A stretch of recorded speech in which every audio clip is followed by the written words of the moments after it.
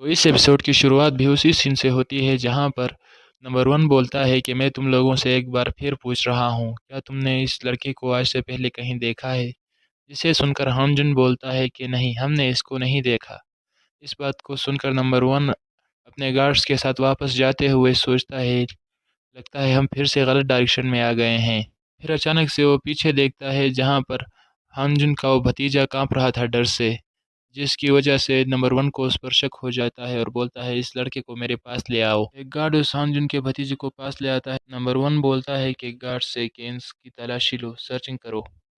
اس کی سرچنگ کرنے سے گارڈز کو ایک پسٹل مل جاتی ہے۔ اس پسٹل کو دیکھ کر نمبر ون بہت غصہ ہو جاتا ہے اور بولتا ہے یہ ڈارک آئل ٹیم سے چرائی ہوئی پسٹل ہے۔ اگر ہانزو یہاں آیا نہیں تھا تو یہ پسٹل تمہارے پاس کس نے دی؟ اور پھر پسٹل کو اس کی طرف کر کے بولتا ہے کہ مجھے بتاؤ کہاں ہے، ورنہ میں تم تینوں کو یہیں مار دوں گا۔ نمبر ون کی اس بات کو سن کر اس ٹکلے کی پھٹ کے چار ہو جاتی ہے اور ڈر کر ہانجن سے بولتا ہے کہ اس لڑکے کو تم نے اندر آنے دیا تھا، ان کو بتاؤ جو کچھ تمہیں پتا ہے۔ جس بات کو سن کر نمبر ون گن کو ہانجن کی طرف پوائنٹ کر کے بولتا ہے کہ مجھے سچ بتاؤ، اگر تم نے پھر سے چالاکی کی تو میں تم سب کو مار دوں گا یہیں پہ۔ جس بات کو سن کر وہ اپنی آنکھیں بند کر کے ایک ڈائریکشن کی طرف اشارہ کر دیتا ہے، ان کو ایک ڈائریکشن دکھا دیتا ہے، جس کو دیکھ کر نمبر ون بولتا ہے اگر تم نے مجھے یہ پہلے بتایا ہوتا تو تم لوگوں کے لیے بھی یہ بہت اچھا ہوتا اور میرے لیے بھی۔ تم نے ایک دفعہ مجھے بیوقوف بنایا تھا، اب جو کچھ تم نے کیا ہے اس کا بھگتان تو تمہیں کرنا ہی پڑے گا۔ یہ سب بول کر ٹریگر دبا دیتا ہے وہ، جس وجہ سے ہمیں کچھ گولیوں کی آواز آتی ہے اور وہاں پر پرندے اڑ رہے ہوتے ہیں۔ پھر ہمارا سین شفٹ ہو جاتا ہے اور ہم ہانزو کو ایک جگہ پر دیکھتے ہیں جو کہ اکیلا بیٹھا ہوا ہوتا ہے اور بولتا ہے کہ مجھے کچھ اچھا فیل نہیں ہو رہا، کیا بات ہے پتہ نہیں۔ اور پھر اپنے بیگ کو کھولتے ہوئے بولتا ہے لگتا ہے کسی نے میرے بیگ کے ساتھ چھیڑ خانی کی ہے، میرے پاس جتنے بھی سامان ہیں اس کرمنل آرگنائزیشن سے چرائے ہوئے ہیں، اگر مجھ سے ایک بھی اس گیدرنگ پوائنٹ پہ چھوٹ گیا ہے تو وہ ان کے لیے بہت مصیبت ہوگی۔ اور پھر گنتے ہوئے بولتا ہے کہ 11 آٹومیٹک رائفل بھی ہے اور 300 بلٹس بھی ہیں یہاں پر۔ پھر کچھ دیکھ کر بہت شوق رہ جاتا ہے اور بولتا ہے میں نے جو 10 گنز لیے تھے ان میں سے ایک مسنگ ہے، اور سوچتا ہے آج صبح جب میں نے اس کے نیفیو کو دیکھا تھا تو مجھے کچھ اس کے بارے میں عجیب لگا تھا، مجھے لگتا ہے شاید اسی نے ہی پسٹل چرائی ہوگی، اگر ایسا ہے تو ان کے لیے بہت بڑا ٹربل کریٹ ہو جائے گا پھر۔ اور پھر ہم گیدرنگ پوائنٹ پہ دیکھتے ہیں جہاں پر ہر جگہ خون ہی خون ہوتا ہے اور ہانزو بھی اس جگہ پر پہنچ گیا ہوتا ہے۔ ہانزو اپنے سامنے سب کی ڈیڈ باڈیز دیکھ کر سن پڑ جاتا ہے اور بولتا ہے یہ سب کیا ہو گیا، اور پھر اپنے مٹھی کو کس کے بند کر کے بولتا ہے میں بہت لیٹ ہو گیا ہوں۔ پھر ہم ایک ہاتھ کو دیکھتے ہیں جو کہ ہانزو کا پیر پکڑتا ہے اور بولتا ہے پلیز یہاں سے مت جاؤ، میری مدد کرو۔ ہانزو بھی اس کی طرف دیکھتا ہے اور پھر روتے ہوئے ہانزو سے بولتا ہے کہ وہ ایک کرمنل آرگنائزیشن تھی، ہم نے تمہارے بارے میں ان کو کچھ نہیں بتایا تو انہوں نے ہمارا یہ حال کر دیا ہے۔ ہان جن نے ایک بار تمہاری مدد کی تھی، اب تمہیں بھی ہماری مدد کرنی چاہیے۔ جس بات کو سن کر ہانزو اپنی آنکھیں بند کر دیتا ہے، لیکن اچانک اسے دوسری طرف سے آواز آتی ہے۔ وہ ہانزو کا نیفیو ہوتا ہے جو بولتا ہے کہ اس پر بھروسہ مت کرو، اس نے میرے انکل کو دھوکہ دیا ہے، میرے انکل نے آخری دم تک تمہارے بارے میں ان کو نہیں بتایا، یہاں تک کہ اس کی آخری سانس چل رہی تھی لیکن اس نے نہیں بتایا کہ کہاں گئے ہو تم۔ پھر ہم انجن کی باڈی کو دیکھتے ہیں جس نے ہانزو جس طرف گیا تھا اس کی اپوزٹ ڈائریکشن میں اپنی انگلی پوائنٹ کی تھی، جس کو دیکھ کر ہانزو بھی بہت شوق رہ جاتا ہے۔ اور پھر ہانزو اس کے پاس بیٹھ کر بولتا ہے کہ اس نے اپوزٹ ڈائریکشن میں اپنی انگلی پوائنٹ کی تھی جس طرف سے میں گیا تھا، اور اپنی شرٹ سے اس کی باڈی ڈھک دیتا ہے۔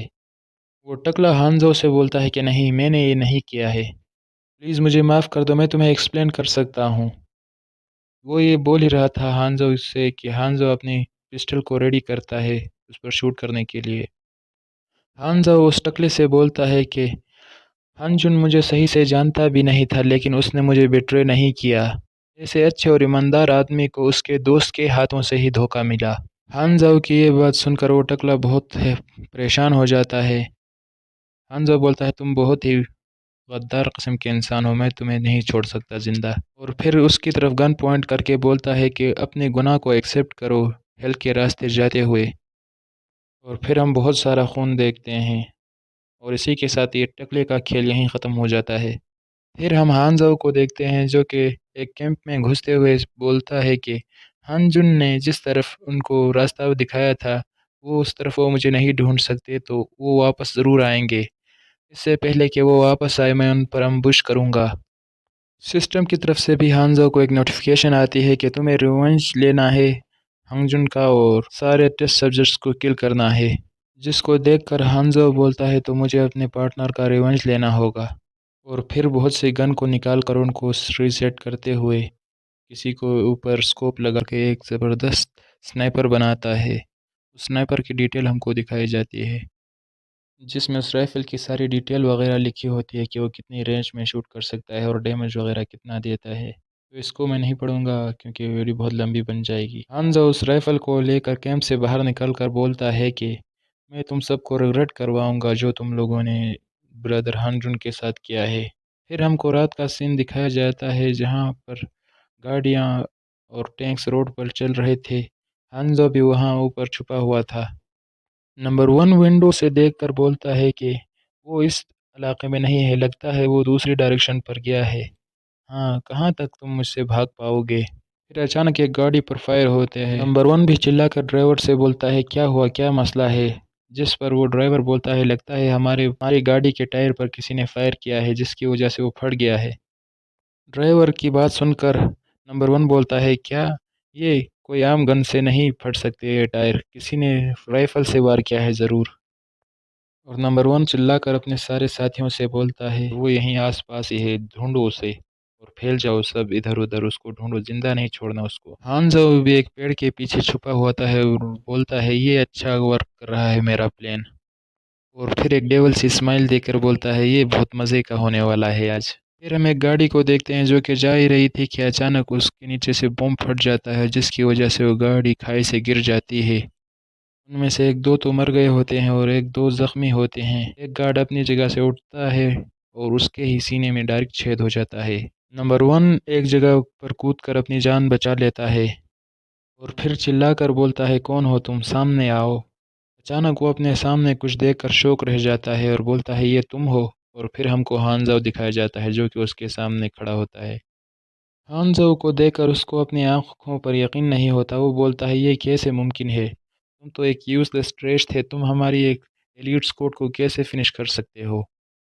مجھے اس پر بالکل یقین نہیں ہو رہا۔ نمبر 1 کی یہ باتیں سن کر ہانزو بھی ہنستا ہے اور بولتا ہے آخری انسان ہو تم جو یہ بولے گا کہ مجھے اس پر یقین نہیں، اور رائفل کو ریڈی کرتے ہوئے بولتا ہے کہ تم سب کی قبریں یہیں بنے گی۔ نمبر 1 کے سائڈ میں ایک ووکی ٹوکی ہوتا ہے جس میں سے آواز آتی ہے کہ بس بہت ہو گیا۔ وہ آدمی ووکی ٹوکی سے ہولوگرافی کے ذریعے بولتا ہے کہ میں اس کرمنل آرگنائزیشن کا لیڈر ہوں، اگر تم واپس آتے ہو تو میں تمہیں بہت ہائی ایئر پوزیشن دوں گا اور تمہیں کسی چیز کی بھی کمی نہیں ہوگی، میں تمہاری میموری بھی تمہیں لوٹا دوں گا۔ اس کی بات سن کر ہانزو بولتا ہے کہ تمہیں کیا لگتا ہے میں تمہارے لیے یہ کام کیوں کروں گا؟ لیڈر ہانزو سے بولتا ہے کہ یہ آرگنائزیشن گوڈز کے بھلے کے لیے کام کرتی ہے، اگر تم ہماری بات کو نہیں مانتے اور ہماری آفر کو ریفیوز کرتے ہو تو چاہے یہ دنیا کتنی بھی بڑی ہو تم ہم سے بچ نہیں پاؤ گے۔ لیڈر کی اس بات کو سن کر ہانزو بھی آنکھیں بند کر کے ایک اسمائل دیتا ہے اس کو اور بولتا ہے کہ میں تم سب کو ڈسٹروائے کر دوں گا۔ یہ بول کر ہی وہ نمبر 1 کے سینے میں گولی سے چھید کر دیتا ہے۔ نمبر 1 کو مارنے کی وجہ سے اسے 900 ایکسپیرینس پوائنٹ ملتے ہیں اور مشن بھی کمپلیٹ ہو جاتا ہے جس کی وجہ سے اسے 1500 ایکسپیرینس پوائنٹ ایکسٹرا مل جاتے ہیں۔ نمبر 1 کو مارنے کے بعد ہانزو سوچتا ہے کہ میرے پاس ابھی اتنی اسٹرینتھ نہیں ہے کہ میں اس کرمنل آرگنائزیشن کا مقابلہ کر سکوں، مجھے بہت سی انفارمیشن چاہیے اور بہت سی اسٹرینتھ بھی چاہیے تاکہ میں اس کا مقابلہ کر سکوں۔ اور پھر اس رائفل کو ہانگ جن کے گریو پہ رکھ کر بولتا ہے کہ چلو اسٹار ڈریگن امپائر چلتے ہیں، اور اسی کے ساتھ ہمارا یہ چیپٹر ختم ہو جاتا ہے۔ ہانزو اپنی پوٹلی باندھ کر بولتا ہے کہ اسٹار ڈریگن امپائر کوئی بری چوائس نہیں ہے، مجھے وہاں جا کر رہنا چاہیے، اور اسی کے ساتھ ہمارا یہ چیپٹر بھی یہیں ختم ہو جاتا ہے۔ ملتے ہیں اگلے چیپٹر میں۔